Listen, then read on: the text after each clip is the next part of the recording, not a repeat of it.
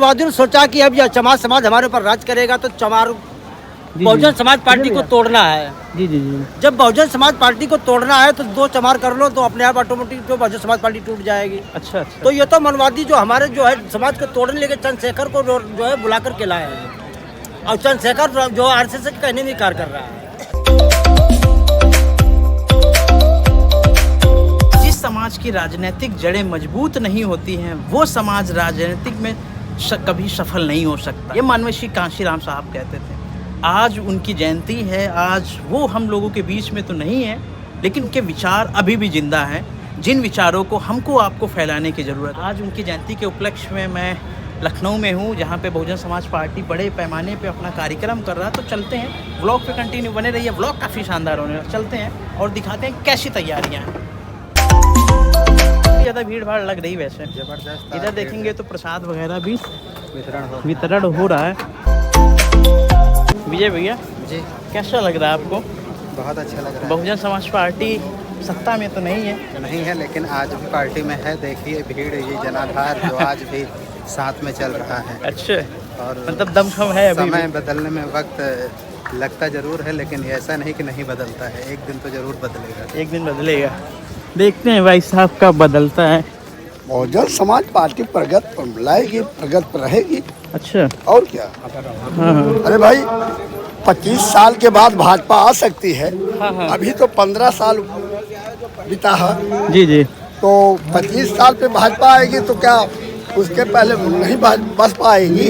नहीं नहीं, बिल्कुल बिल्कुल। तो परिश्रम तो लोग कर रहे हैं। जी जी। ऐसी कोई दिक्कत नहीं है। जी जी और प्रगत होगी बसपा की।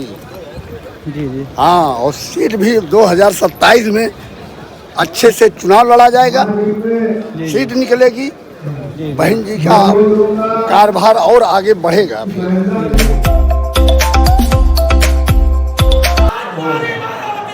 ना बाप जिंदाबाद, ना झंडा हाथी निशान, बाबा तेरा नाम रहेगा। तो संदीप सर भी मिल चुके हैं। जय भीम सर। जय भीम सर। जय भीम। आपके मैं फोटो में आ गए लेकिन आप ध्यान नहीं दे रहे छोटे अच्छा। भाई को। आप लोग कहाँ से हैं? रामपुर मथुरा जिला सीतापुर से है। सीतापुर से आ गए? हाँ। आप सब लोग सीतापुर से आए? तो कैसे आना हुआ? कैसे जयंती थी इसलिए आ गए? जयंती थे इसलिए आए। बहुत कम युवा देखने को मिलते हैं बहुजन समाज पार्टी में। युवा तो चंद्रशेखर भाई की तरफ शिफ्ट हो रहा, कैसे देखते हैं उसको? देखते हैं ना। चंद्रशेखर भाई अच्छे लगते हैं? और क्या, उनके भी कार्यक्रम वगैरह में जाते हैं? उनके कार्यक्रम वगैरह दूर ज्यादा होता है तो हम लोग नहीं पहुंच पाते हैं। अच्छा अच्छा। इधर वैसे लखनऊ वैसे में होता है सोशल तो- मीडिया पे देखा करते होंगे, बहुत। हलचल हुआ करती है। बहुत, अच्छा अच्छा, मतलब पसंद है वो भी? वो भी बहुत पसंद है। अच्छा अच्छा, सही है। युवा बहुत कम देखने को मिलते हैं ना। चंद्रशेखर भाई क्या पसंद है? कहाँ से सर? पसंद है वो। देख रहे हैं भाई, दादा नाराज हो गए। चलते हैं, व्लॉग पे कंटिन्यू बने रहिए। ऐसे ही प्यार बनाए रखिए। दादा नाराज हो गए चंद्रशेखर भाई का नाम सुनते सुनते। ये स्थिति है भाई साहब। गाइस देखेंगे विश्वनाथ पाल जी हैं जो कि बाइट दे रहे हैं। इस बहुजन समाज कोड की कीमत बताने वाले माननीय कांशीराम साहब और इस देश में 78 ऐसी जाति के लोग जिनको चुनाव लड़ने का अधिकार बाबा साहब दे करके गए थे कि वोट का अधिकार सबको बराबर का था, लेकिन 78 ऐसी जाति के लोग थे जिनको चुनाव लड़ने को मिले। मैं धन्यवाद देता हूँ माननीय कांशीराम साहब को, माननीय बहन जी को, जिन्होंने बहुजन समाज पार्टी का गठन किया और जो 78 जाति के लोग चुनाव नहीं लड़ने को पाए थे उनको भी माननीय साहब ने राजनीति में आगे लाए, वोट का अधिकार बताए, हक बताए और चुनाव लड़ाए। और सर जय भीम। पिछली बार भी आपसे मुलाकात हुई थी।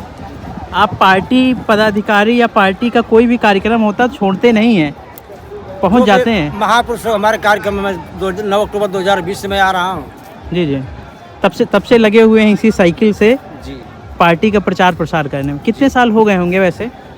जो है 5 साल तो हो ही चुके हमको साइकिल अच्छा, चलते। साइकिल से प्रचार प्रसार करते हाँ, हुए। साइकिल चलते 5 साल हो गए। अच्छा अच्छा, कोई रोकता नहीं है बीच में, या कोई डराता हो धमकाता हो ऐसा कोई? एक आदमी से जैसे मालवा साहब कहते थे, एक गाँव हाथी जब गाँव में जाता है तो गाँव भरे कुत्ते हाथी के पीछे पड़ जाते हैं। हाँ हाँ। और उन कुत्तों की औकात नहीं जो हाथी के आगे आ जाए। अच्छा तो अच्छा। एक आधे जो भौंकते हैं तो उनको हम कुत्तों में गिनती करता हूँ। अच्छा भौंकते हैं बस चले भाग जाते हैं, रुकते हैं नहीं वो।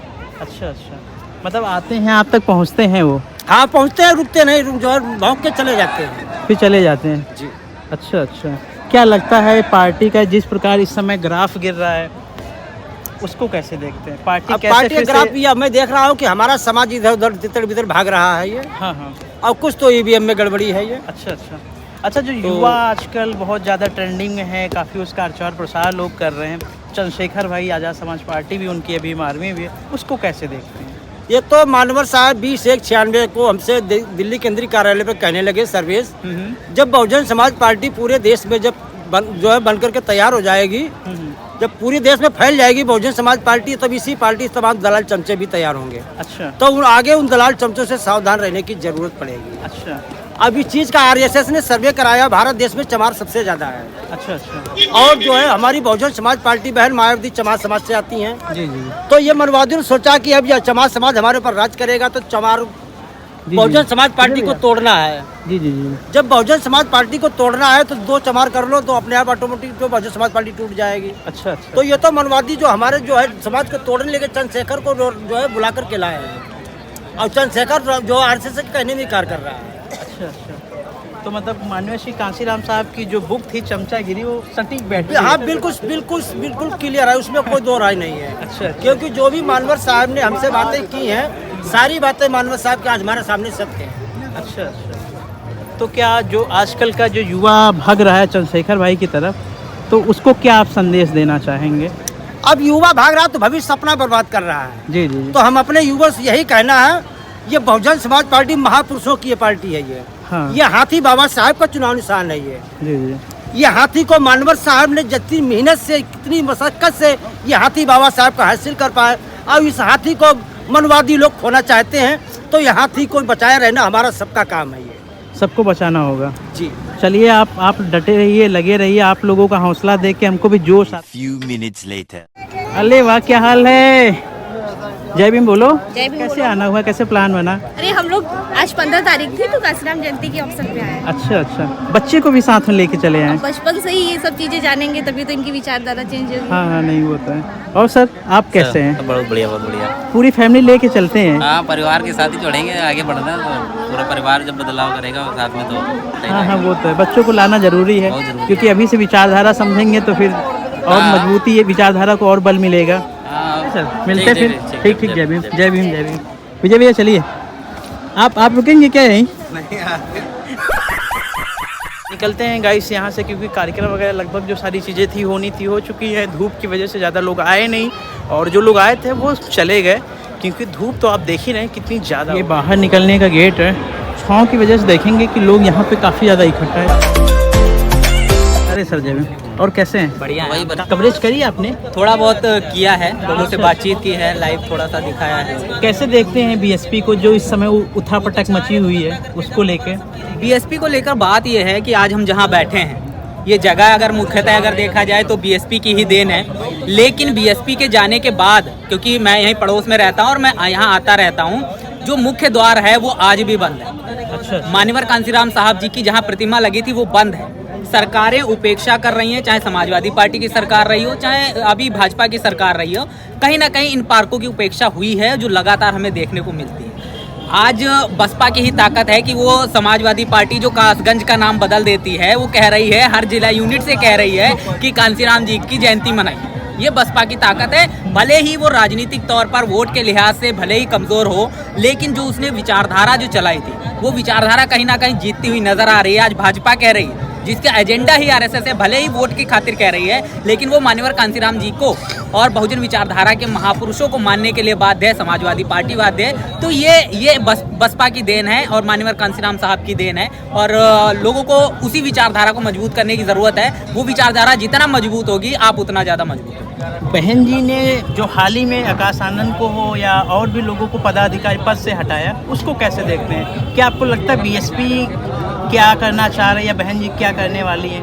और जो पदाधिकारियों को हटाया गया उसको कैसे देखते हैं? पार्टी पे कोई फर्क पड़ेगा या कोई खास फर्क नहीं पड़ेगा? नहीं, पार्टी पे फर्क तो पड़ेगा, क्योंकि बसपा के और बहन जी के बीच में और वोटर्स के बीच में एक बहुत बड़ा गैप है। उस गैप को फिलफिल करने के लिए आकाश आनंद एक चेहरे के तौर पे थे। अगर आकाश आनंद रहते, युवाओं का रुझान बढ़ रहा था, क्योंकि हम आप और लोग मीडिया के लोग हैं और इस चीज़ को हम लोग देखते हैं कि आकाश आनंद के जुड़ने से कितना ज़्यादा पार्टी में लोग जो जुड़ रहे थे, जो युवा भटका हुआ था वो कहीं ना कहीं आता हुआ नजर आ रहा था। लोकसभा चुनाव में जहाँ पर बसपा दिखाई नहीं दे रही थी, आकाश आनंद की वजह से वो बसपा फाइट में नजर आ रहा था। तो ये इफेक्ट तो पड़ेगा, लेकिन बहन जी की रणनीति है, पार्टी के अंदर की क्या उथापटल है, ये तो बहन जी ही बता सकती है या बसपा के लोग बता सकते हैं। लेकिन इफेक्ट तो एक युवा चेहरा चाहिए था, जो युवा चेहरा नहीं है उसका जो असर है वो नज़र आता है। चाहे आप दिल्ली चुनाव देख लीजिए, हरियाणा चुनाव देख लीजिए, और उत्तर प्रदेश में 27 में चुनाव है, देख लीजिए, सब नज़र आएगा। अच्छा, माननीय श्री कांसीराम साहब कहते थे कि हमें गुमराह करना हमारे विरोधियों का काम है, लेकिन हमें गुमराह नहीं होना है, ये हमारा काम है। लेकिन आज के दृश्य में अगर आप देखेंगे तो हमारे बहुजन समाज को कोई भी व्यक्ति आके जय भीम के नारे लगा के और खुद को अपनी हितैषी पार्टी बता के बहुजन समाज को गुमराह कर देता है और उसके वोट ले लेता है। आपने इसका नज़ारा भी देखा होगा इलेक्शन के टाइम में कि एक ऐसी पार्टी जो बहुजन समाज से ही जुड़ी है, उसने एक नरेटिव चलाया कि बीएसपी ख़त्म हो गई, बीएसपी में कुछ नहीं रहा, बीएसपी भाजपा की बी टीम में, बहुत सारी चीज़ें आपने सुनी होगी। और उन्होंने जय भीम के नारे लगा के, नारे गूंज के गांव मोहल्ले में, नुक्कड़ में जा के हमारे लोगों को गुमराह कर दिया और बहुजन समाज पार्टी का जो वोट बैंक था वो खुद ले लिया। और उसके बाद जब उनके हक और अधिकार की बात आई तो उन्होंने पलड़ा झाड़ दिया। अभी आपने हाल ही में देखा होगा कि दलित समाज को लोग घोड़ी नहीं चढ़ने दे रहे थे, वो घोड़ी नहीं चढ़ पाई और बहुजन समाज का व्यक्ति ही बहुजन समाज पे अत्याचार कर रहा है। इसको हमको आपको समझना पड़ेगा। और कांसीराम का जो फार्मूला था कि हमें लोग गुमराह करेंगे, हमें विरोधी गुमराह करेंगे, लेकिन हमें गुमराह नहीं होना है। तो आपके पास कोई आ जाए कुछ भी कहे कि ख़त्म हो गई पार्टी, ये है वो, दुनिया भर की चीज़ें, लेकिन आपको गुमराह नहीं होना है। आपको अपने विवेक से काम करना है। टूटी अपना यहाँ वेट कर रही है, तो निकलते हैं। व्लॉग पे कंटिन्यू बने रहिए और ऐसे ही प्यार बनाए रखिए। ये हमारी लाइब्रेरी और ये हाथ धुल लेता हूँ भाई।